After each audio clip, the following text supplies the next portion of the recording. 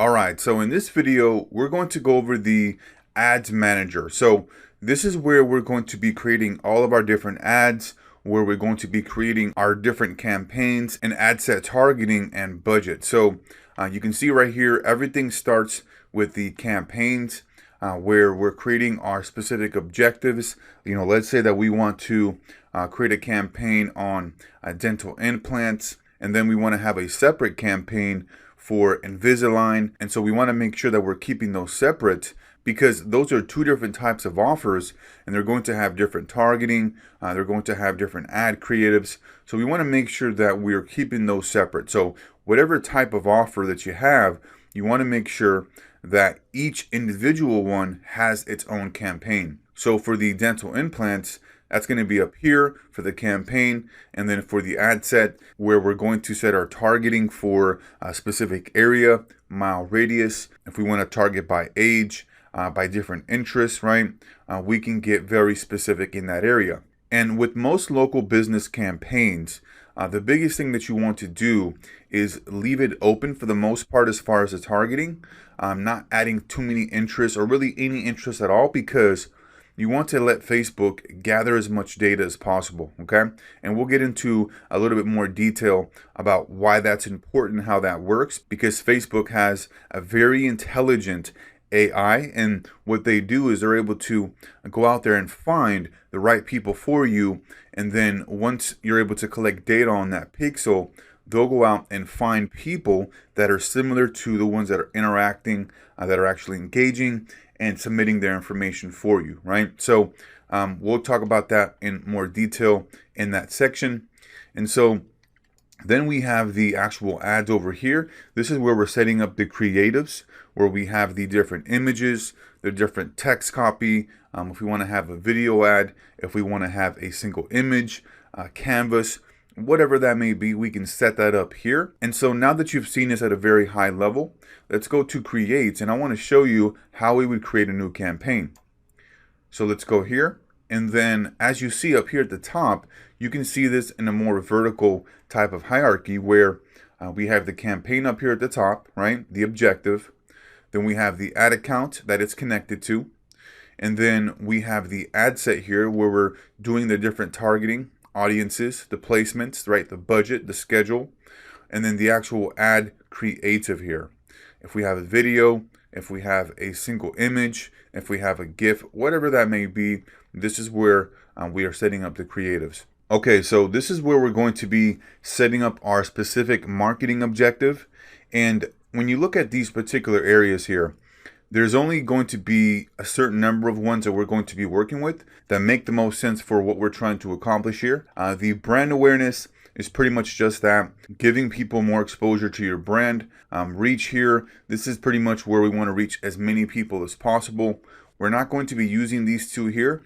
Our main focus is going to be on the consideration and the conversion over here. So the first one here is the traffic. This is where we want to get people to go visit our website and visit a certain page. And so this actually right here is going to be the best for as far as branding, because what we want to do is we want to get people familiar with that particular brand. So if they don't know who XYZ accounting is, or XYZ plumbing, or XYZ dentistry, right?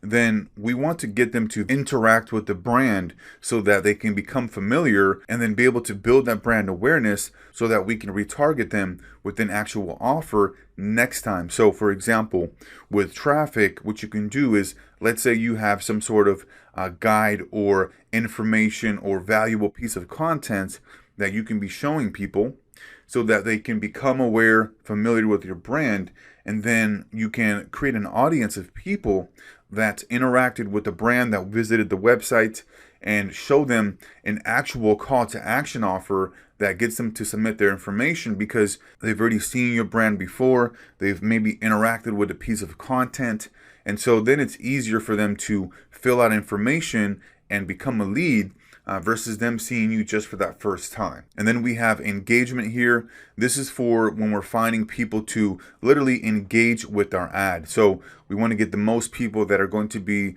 the highest likely to want to like the ad, want to comment, want to share, those that are very social, right? And will be the most engaged type of individuals. There's a lot of people out there that need to see an ad multiple times or maybe engage with an ad so that they can become familiar, so that they can feel more secure and more trust to actually become a lead and submit their information. And when you're able to get the engagement, right, the likes, the shares, the comments, Facebook is getting a signal that is letting them know that, hey, this particular ad here is very popular, it's very engaging, it's providing a great user experience. So let me go ahead and show this ad to more people, right? Similar individuals that would be also interested on this particular ad. So it's very good for the Facebook algorithm when you're getting people to engage on your ad so that Facebook can show your ad to as many people as possible.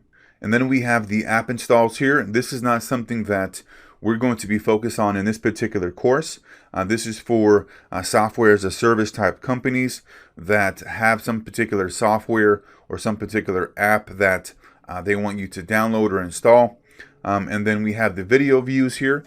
This is where we're getting people to watch a specific video. Pretty self-explanatory, but it's really good for warming up cold audiences that haven't ever seen the brand and never engaged with them. And so once somebody has seen a percentage of the video, you can then create retargeting audiences to target those specific individuals who've watched a certain percentage of the video. So let's say, for example, you have an audience of people who have watched the video 50, 75%, right? Those are prime audiences to retarget because they have watched the video at least 50%. And so that means that they are the most hot prospects versus other people who may have just watched the video for 10%, 20%, right? So you're able to create highly engaged audiences that have watched the video a certain percentage and be able to retarget them with different offers, with different ads, because they've already engaged and seen your brand previously in that video. And then we have the lead generation. Now, this is going to be for if you don't want to have a landing page, if you want to simply have people click on your ad and then go to a specific lead generation form within Facebook, you can set that up very quickly and very easily. And so what it ultimately does is it keeps people on the Facebook platform, because if you're using a landing page, people are clicking on the ad, and then from the ad they're going to your website or your landing page to be able to submit their information. And with the lead generation form, you keep them on the platform and they're able to submit their information through the Facebook lead generation form. Now, one thing to keep in mind is that this can lead to oftentimes low quality leads.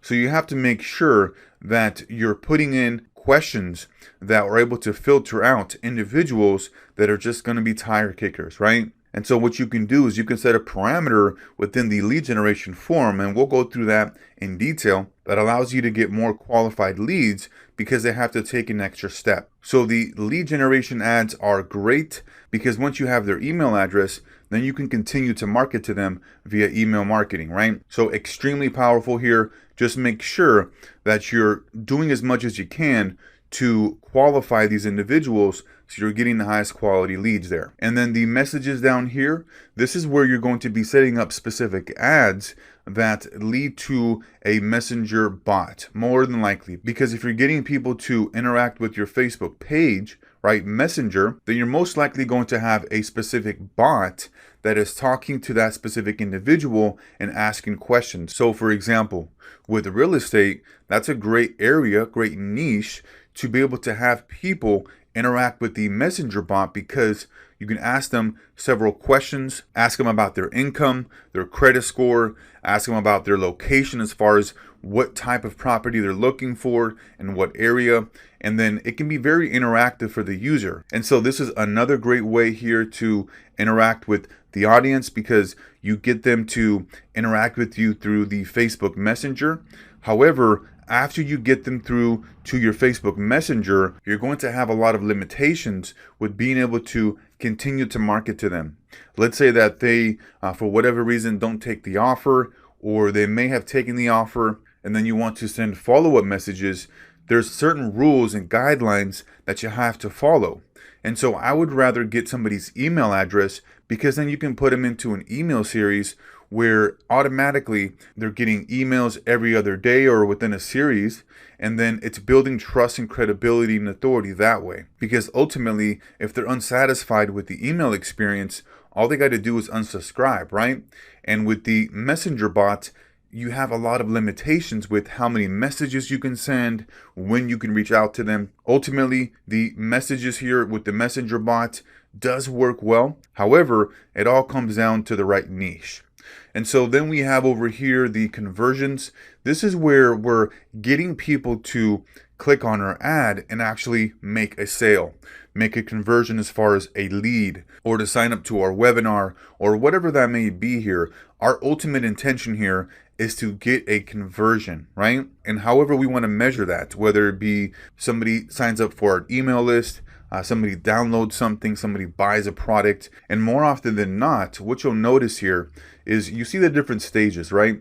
The very first one here being the awareness, the consideration, and then the conversion. And so they're here for a reason, right? Because oftentimes you're not going to be starting out with conversions. You want to get traffic. You want to get engagement. You want to get video views so that you can gather information, right? Gather data, and then be able to have enough information on your pixel so that you can actually run conversions, right? Now, the difference here is that, let's say if you have a current customer list for, let's say, a dental practice or whatever type of business, right?